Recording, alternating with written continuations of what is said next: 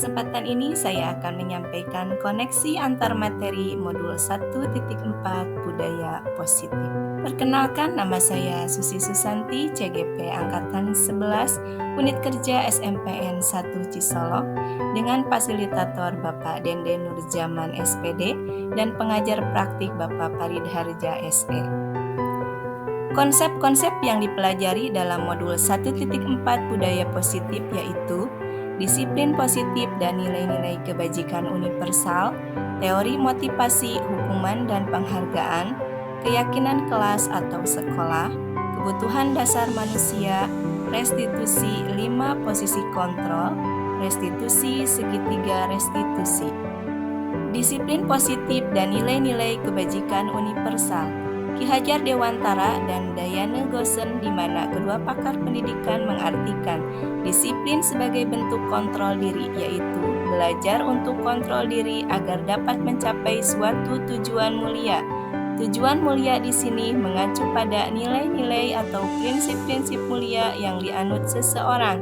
Kita namakan nilai-nilai tersebut sebagai nilai-nilai kebajikan yang universal.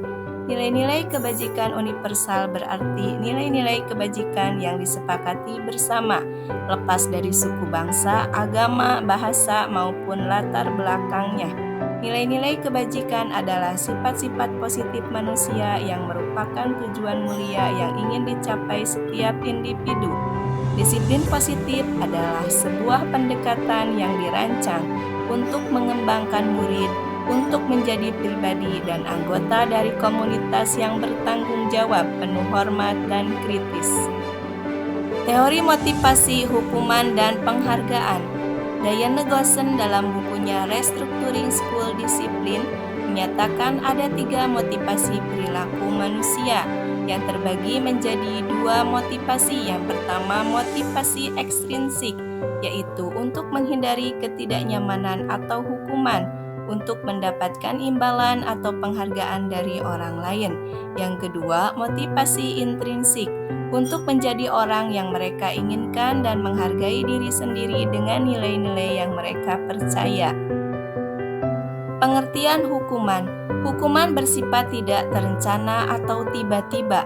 Anak atau murid tidak tahu apa yang akan terjadi dan tidak dilibatkan. Hukuman bersifat satu arah, dari pihak guru yang memberikan dan murid hanya menerima suatu hukuman tanpa melalui suatu kesepakatan atau pengarahan dari pihak guru, baik sebelum maupun sesudahnya. Hukuman diberikan bisa berupa fisik maupun psikis. Murid atau anak disakiti oleh suatu perbuatan atau kata-kata. Sedangkan pengertian penghargaan adalah suatu benda atau peristiwa yang diinginkan yang dibuat dengan persyaratan. Hanya jika Anda melakukan hal ini, maka Anda akan mendapatkan penghargaan yang diinginkan. Alpicon mengemukakan baik penghargaan maupun hukuman adalah cara-cara mengontrol perilaku seseorang yang menghancurkan potensi untuk pembelajaran yang sesungguhnya. Secara ideal, tindakan belajar itu sendiri adalah penghargaan sesungguhnya. Kohn mengemukakan tentang tindakan memberikan penghargaan yang nilainya sama dengan menghukum seseorang. Yang pertama, pengaruh jangka pendek dan jangka panjang. Penghargaan merusak hubungan. Yang kedua, penghargaan menghukum. Penghargaan menurunkan kualitas. Ketiga, penghargaan mengurangi ketepatan. Penghargaan mematikan kreativitas. Keempat, penghargaan tidak efektif. Penghargaan mengurangi motivasi intrinsik. Keyakinan kelas atau sekolah. Keyakinan yaitu nilai-nilai kebajikan universal yang disepakati secara tersirat dan tersurat, lepas dari latar belakang suku, negara, bahasa, maupun agama. Tentang nilai-nilai kebajikan bahwa menekankan pada keyakinan seseorang akan lebih memotivasi seseorang dari dalam. Guru berperan dalam mewujudkan terbentuknya keyakinan sekolah atau kelas dengan adanya kesepakatan antara guru dan murid. Keyakinan sekolah atau kelas berupa pernyataan universal yang mudah diingat, dipahami, dan harus diterapkan dalam lingkungan sekolah. Kebutuhan dasar manusia. 5 kebutuhan dasar manusia menurut Dr. William Glasser dalam Choice Theory. Pertama, kebutuhan bertahan hidup. Kedua, kasih sayang dan rasa diterima atau kebutuhan untuk diterima. Ketiga, penguasaan atau kebutuhan pengakuan atas kemampuan. Keempat, kebebasan atau kebutuhan akan pilihan. Kelima, kesenangan atau kebutuhan untuk merasa senang. Semua orang senantiasa berusaha untuk memenuhi kebutuhannya dengan berbagai cara. Bila mereka tidak bisa mendapatkan kebutuhannya dengan cara yang positif, mereka bisa melanggar peraturan atau melakukan hal-hal yang tidak sesuai dengan nilai-nilai kebajikan.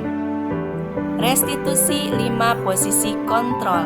Berdasarkan pada teori kontrol Dr. William Glasser, Gosen berkesimpulan ada 5 posisi kontrol yang diterapkan seorang guru, orang tua, ataupun atasan dalam melakukan kontrol, yaitu yang pertama, penghukum. Seorang penghukum bisa menggunakan hukuman fisik maupun verbal. Orang-orang yang menjalankan posisi penghukum senantiasa mengatakan bahwa sekolah memerlukan sistem atau alat yang dapat lebih menekan murid-murid lebih dalam lagi. Kedua, pembuat merasa bersalah. Pada posisi ini biasanya guru akan bersuara lembut. Pembuat rasa bersalah akan menggunakan keheningan yang membuat orang lain merasa tidak nyaman, bersalah, atau rendah diri. Restitusi 5 posisi kontrol yang ketiga, teman. Guru pada posisi ini tidak akan menyakiti murid, namun akan tetap berupaya mengontrol murid melalui persuasi. Posisi teman pada guru bisa negatif ataupun positif. Positif di sini berupa hubungan baik yang terjalin antara guru dan murid. Guru di posisi teman menggunakan hubungan baik dan humor untuk mempengaruhi seseorang. Keempat, pemantau. Memantau berarti mengawasi. Pada saat kita mengawasi, kita bertanggung jawab atas perilaku orang-orang yang kita awasi. Posisi pemantau berdasarkan pada peraturan-peraturan dan konsekuensi. Dengan menggunakan sanksi atau konsekuensi, kita dapat memisahkan hubungan pribadi kita dengan murid. Kelima, manajer. Manajer adalah posisi di mana guru berbuat sesuatu bersama dengan murid, mempersilahkan murid mempertanggungjawabkan perilakunya, mendukung murid agar dapat menemukan solusi atas permasalahannya sendiri. Seorang manajer telah memiliki keterampilan di posisi teman maupun pemantau. Restitusi segitiga restitusi. Restitusi adalah proses menciptakan kondisi bagi murid untuk memperbaiki kesalahan mereka, sehingga mereka bisa kembali pada kelompok mereka dengan karakter yang lebih kuat. Restitusi juga adalah proses kolaborasi yang mengajarkan murid untuk mencari solusi untuk masalah dan membantu murid berpikir tentang orang seperti apa yang mereka inginkan dan bagaimana mereka harus memperlakukan orang lain. Restitusi membantu murid menjadi lebih memiliki tujuan, disiplin positif, dan memulihkan dirinya setelah berbuat salah. Penekanannya bukanlah pada bagaimana berperilaku untuk menyenangkan orang lain atau menghindari ketidaknyamanan, namun tujuannya adalah menjadi orang yang menghargai nilai-nilai kebajikan yang mereka percayai. Dalam melaksanakan restitusi, guru dapat melakukan langkah-langkah segitiga restitusi sebagai berikut. Sisi pertama, menstabilkan identitas. Bagian dasar dari segitiga restitusi bertujuan untuk mengubah identitas anak dari orang yang gagal karena melakukan kesalahan menjadi orang yang sukses karena menyadari kesalahannya.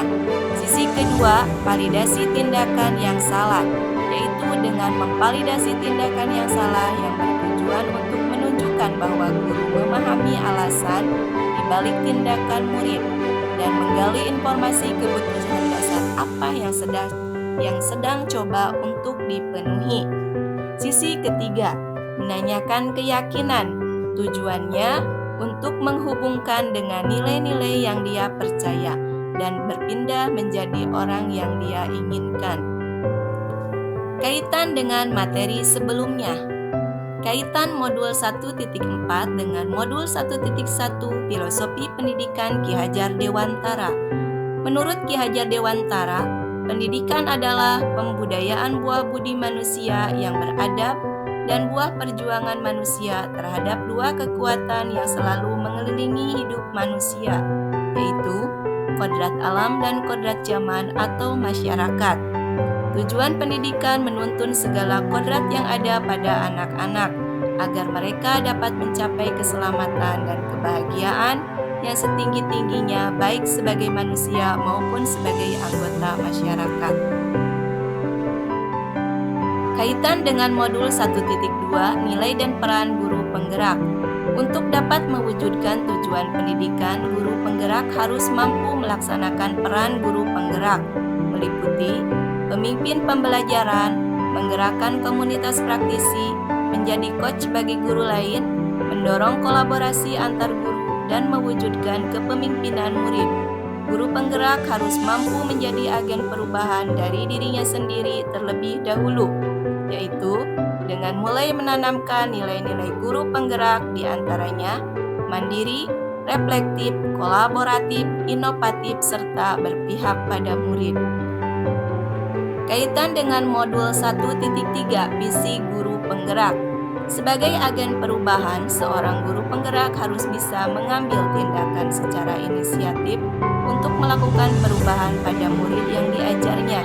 Perubahan yang dimaksud harus juga seiring dengan tujuan pendidikan nasional saat ini, yaitu mewujudkan murid yang berprofil Pancasila melalui proses pembelajaran yang merdeka belajar, sesuai dengan filosofi pendidikan Ki Hajar Dewantara.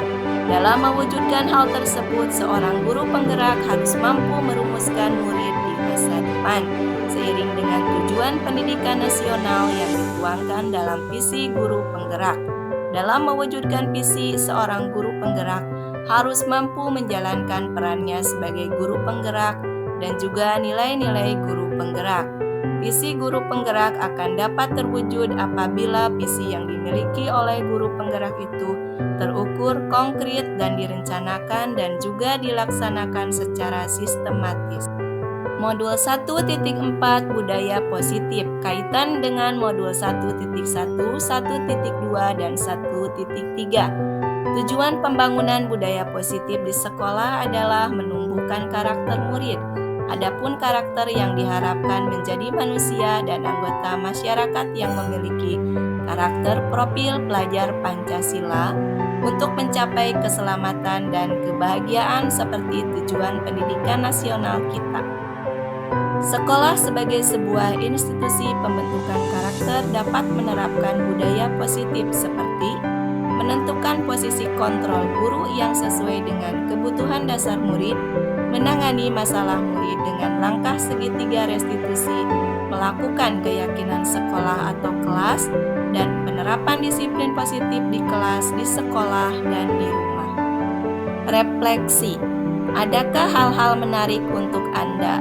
Dan di luar dugaan, hal yang menarik bagi saya setelah mempelajari modul ini, saya mengetahui bagaimana murid yang melakukan pelanggaran ternyata sedang memenuhi kebutuhan dasarnya, dan cara menangani pelanggaran yang dilakukan murid dengan melakukan langkah-langkah segitiga restitusi yang dapat menumbuhkan motivasi intrinsik pada murid. Perubahan apa yang terjadi pada cara berpikir Anda dalam menciptakan budaya positif di kelas maupun sekolah Anda setelah mempelajari modul ini?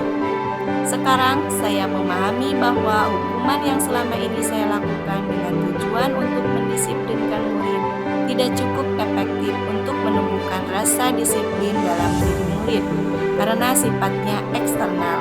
Sekarang saya memahami untuk menumbuhkan disiplin pada murid, maka harus menumbuhkan motivasi intrinsik dari dalam diri murid, karena sejatinya yang dapat mengontrol kita hanya diri kita sendiri. Begitupun dengan disiplin yang dapat menumbuhkan sikap disiplin hanya diri kita sendiri, bukan dengan hukuman maupun penghargaan. Pengalaman seperti apakah yang pernah Anda alami terkait penerapan konsep-konsep inti dalam budaya positif, baik di lingkungan kelas maupun sekolah Anda? Di awal tahun pelajaran, saya membuat keyakinan kelas bersama murid-murid. Keyakinan kelas tersebut saya buat diawali dari keinginan dan harapan murid mengenai keadaan kelas, kegiatan belajar yang diharapkan. Harapan-harapan tersebut ditampung dan dipilah untuk dikelompokkan dan menjadi keyakinan kelas. Dari keyakinan kelas tersebut dikelompokkan kembali dan dicari nilai kebajikan universalnya. Kemudian disepakati menjadi keyakinan kelas yang harus dilaksanakan bersama dalam kelas. Apabila ada murid yang melanggar, bisa langsung diingatkan keyakinan kelas apa yang dilanggarnya. Bagaimanakah perasaan Anda ketika mengalami hal-hal tersebut? Setelah dibuat keyakinan kelas, keadaan kelas lebih tertib dan nyaman karena murid yang melakukan pelanggaran dapat langsung diingatkan dengan keyakinan kelas yang sudah disepakati. Murid jadi lebih bertanggung jawab dan mandiri. Saya merasa sangat terbantu untuk menumbuhkan kedisiplinan pada anak dengan adanya keyakinan kelas. Ternyata, keyakinan kelas yang dibuat bersama bisa menumbuhkan kesadaran dalam diri murid untuk mematuhi motivasi atau menumbuhkan motivasi intrinsik. Menurut Anda, terkait pengalaman dalam penerapan konsep-konsep tersebut, hal apa sajakah yang sudah baik, adakah yang harus diperbaiki? Keyakinan kelas yang dibuat bersama bisa dipatuhi dan menumbuhkan motivasi intrinsik murid atau tumbuhnya kedisiplinan. Yang perlu diperbaiki yaitu keyakinan kelas yang dibuat harus lebih menumbuhkan nilai-nilai kebajikan universal agar sesuai dengan tujuan pendidikan. Sebelum mempelajari modul ini, ketika berinteraksi dengan murid, berdasarkan 5 posisi kontrol, posisi manakah yang paling sering Anda pakai dan bagaimana perasaan Anda saat itu? Sebelum mempelajari modul ini, posisi kontrol yang sering saya lakukan yaitu membuat rasa bersalah dan memantau. Ketika saya melakukan posisi kontrol tersebut, saya kira sudah menimbulkan kesadaran diri pada murid atas kesalahan yang telah dilakukannya. Namun, setelah melakukan posisi kontrol ini, ada pertanyaan yang mengganjal dalam pikiran saya, yaitu mereka tersinggung gak ya dengan perkataan saya tadi? Setelah mempelajari modul ini, posisi apa yang Anda pakai dan bagaimana perasaan Anda sekarang? Apa perbedaannya? Setelah mempelajari modul ini, saya mencoba melaksanakan posisi kontrol manajer dengan mencoba mencari tahu dulu latar belakang murid melakukan pelanggaran, mengaitkan dengan keyakinan kelas yang telah disepakati, dan menanyakan perilaku yang seharusnya dilakukan.